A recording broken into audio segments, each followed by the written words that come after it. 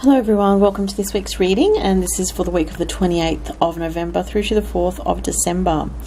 Okay, so this week with the astrology, you may have heard, if you follow, what's going on with the astrology, that there's a new moon in Sagittarius tomorrow, so that's on the 29th, and this is going to be at 7 degrees of Sagittarius. So, it's an interesting full moon. There is some tension from other planets with this full moon, and specifically the tension that stands out for me is with the Neptune square to the new moon. So what I feel with this is, Sagittarius, a new moon in Sagittarius is about a new beginning in some way, but it's very much to do with things associated with our belief systems, our philosophy on life, and optimism about life and moving forward in our future.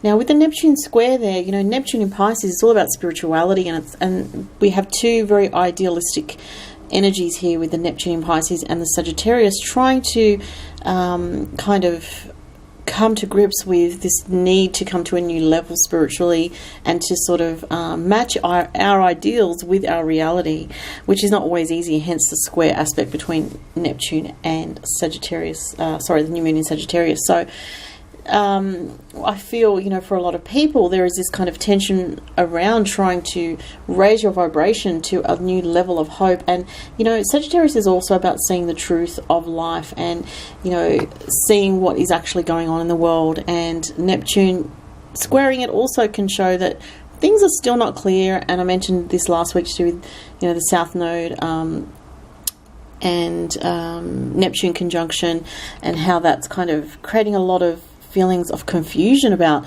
what is real, what is true, and to do with the media, to do with information that that's repeatedly put out there for people to accept, and there's a lot of deception going on. So with the Sagittarius new moon, it's like maybe finally a lot of people are getting some clarity about what is truly going on in the world, and where the powers that be have hidden information, it's now coming to light. So this is very important. But also on a personal level, it's about you kind of walking your talk in your life and merging your spirituality with your real ideals for your path forward of your life. So it's not an easy thing to do, hence the fact that it's a challenging aspect there. The other things going on, we had the Jupiter-Pluto square, which is, it's pretty much finished now, but it will come back again in March next year. So the tension that we experienced in the last few weeks, in the last month or so, globally, that sort of energy will come back again March next year, unfortunately, and then further on into 2017. So these energies are still working themselves out in the collective and in the changes going on in society and the world. Mars is trine with Jupiter this week, however, so Mars in Aquarius is making a harmonious angle to Jupiter in Libra. So there is a sense of idealism around pursuing things related to justice and humanitarian ideals, and maybe taking action around those ideals and to do with equality and justice for people. So that in terms of a collective energy as well, and maybe also personally. Now, relationships are looking a little bit testy this week because of the Venus square Uranus aspect. So Venus is in Capricorn, it's squaring with Uranus in Aries, and that's happening this week. So yeah, there could be a lot of tension in regards to relationships or connections with females in your life, whether that's a sibling or a friend, or but relationships in general. And also for finances, there is some tension. There are a lot of other aspects going on, but those are the main ones that I wanted to mention. Spiritual energy will be quite heightened, I feel, with the new moon in Sagittarius tomorrow. So it is a good time to connect with higher frequencies anyway in your own life, and to use prayer and maybe meditate and connect with something on a higher frequency, and to think about how you personally want to raise your vibration in your life. Other things in your life that are old, that are sort of holding you back, other things in your life that you cling to out of comfort, that are not really allowing you to grow forward on your path. So these are the type of questions that may come up for a lot of people, and it may be difficult to sort of move past those comfort zones, but there is optimism in the air. So we are being, always we are being guided forward on our path. So I'm going to pick 3 cards this week from the Llewellyn Tarot, and I am going to get 1 extra card this week because my battery is definitely not going to run out because it's fully charged. So, and just before I pull the cards, and I'm just going to lay them out in front of the camera. If you would like a private reading with me, just follow the links to my Etsy store and you can book a reading. Current turnaround time is 3 to 10, 11 days at the moment. So let's see, this one's standing out to me, and that one, and something over here. This one here. Is that one? No, this one. Okay.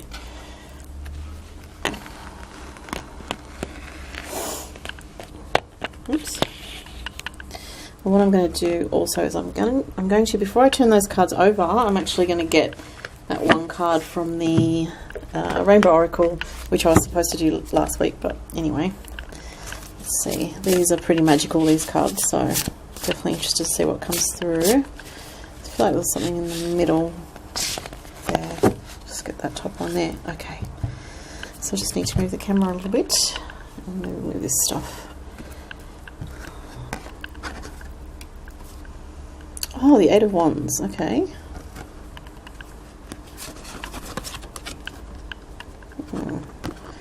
I don't do reversals in these readings. The reason why... The Tower. Oh, wow. The reason I don't do reversals is because I read the cards very psychically, and I often pick up on the negative meanings that come through quite easily, so I don't need the reversals, generally speaking, which is why that's just a personal preference. I used to read reversals for years and years and years, but I got to the point where I just felt like it was... I don't know, it just wasn't working for me anymore. Anyway, I said that I'll leave the last card till after I read these. Okay, so we have the 8 of Wands. So this week it looks like there's a lot of activity going on. There's a factor of busyness coming in, and there's a lot of change going on. Now, it's interesting because I'm really drawn to these deer in the background. And what am I getting from that? I heard the word standstill, which is very strange because it's a card about a lot of activity going on. So maybe in a situation, this could even be something globally going on, as well as a personal thing. So I'm just going to go to what I feel like is a global message. It could be a situation where there is a standstill that happens in regards to a situation that a lot of people are aware of. So it could be something to do with the Dakota pipeline even, or it could be something politically where there's a sort of a peak of tension, but it comes to some kind of standstill. Now, that is strange because, as I said, this card does not represent that, but see, that's what I mean. I get these other messages when I read the cards because I read them psychically as well.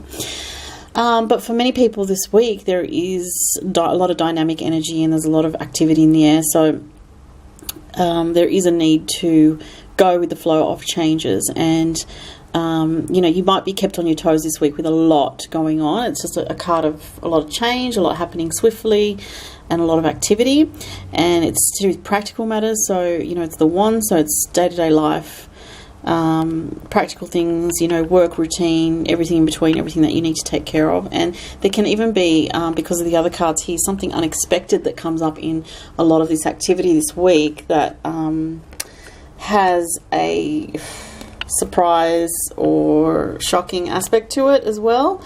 So that could relate to the Venus square Uranus that we have this week as well. So with these 2 cards, you have the Ace of Wands, so it shows a change in a new direction, something new happening that's very physical and could be quite visceral. And we have the Tower card here, and for some reason I want to say, it could represent something like an earthquake or something like that on a global level happening, and we have had a couple recently. It's strange though because this Tower card, it has a lot of water in it, which you don't usually see in the typical representations of the Tower card in a lot of tarot decks. It doesn't usually have a lot of water splashing everywhere like you can see here. It looks like there has been some kind of tidal wave or tsunami type effect anyway. So that could be a comment of something that is coming this week, unexpected change, earth changes, to do with, it could be like anything from like a volcano to a king tides or tidal wave or tsunami type thing going on. But I don't want to focus too much on that, because I feel like there is also, you know, the personal messages, and these are very generalized messages. Obviously, if you book a reading with me, it's much more personal and very specific and detailed, but it shows like there's a lot of change and a new start, but then there's something disruptive. So something that, you know, comes out of the blue here with the Tower, and it could be something that you have been sensing, or a tension build up, or something that you are not picking up on at all and sort of happens towards the end of the week or middle of the week. Let's have a look at the card from the Rainbow Oracle. Okay, so just move those. So it says body talk. It says connect to the wisdom of your body. Listen to what it needs for health, wellness, and vitality. Wow. Okay, so that's interesting. That relates to what I was saying about, you know, like habit patterns that we're used to. But are we really listening to what we need rather than just reacting out of a habit? So it's something to think about this week, because your body has its own wisdom to it. So, you know, gut feelings, when we listen to our gut instincts and our gut feelings, there's a lot of information that you can get on an instinctual, intuitive level from your physical body. So, you know, you've often, I'm sure many people have experienced that gut feeling when you can just sense something's going to happen, or something, you know, just on a very visceral, primal level, you can sense something's about to happen. It's talking about that type of thing, clairsentience, you know, as well, which is the feeling aspect of psychic ability. So listening to all that this week, and you know, if you're prompted to do something or say something to somebody in a situation, it's about, this is the message, it's talking about trusting your intuition, to speak up when you need to speak up, to, you know, act according to what your inner guidance system is telling you, because that is so important, and not to be sort of underestimated how powerful that can be. So that's the reading for the week, everybody, and hope everyone has a fantastic week, and talk to you next week. Thanks. Bye.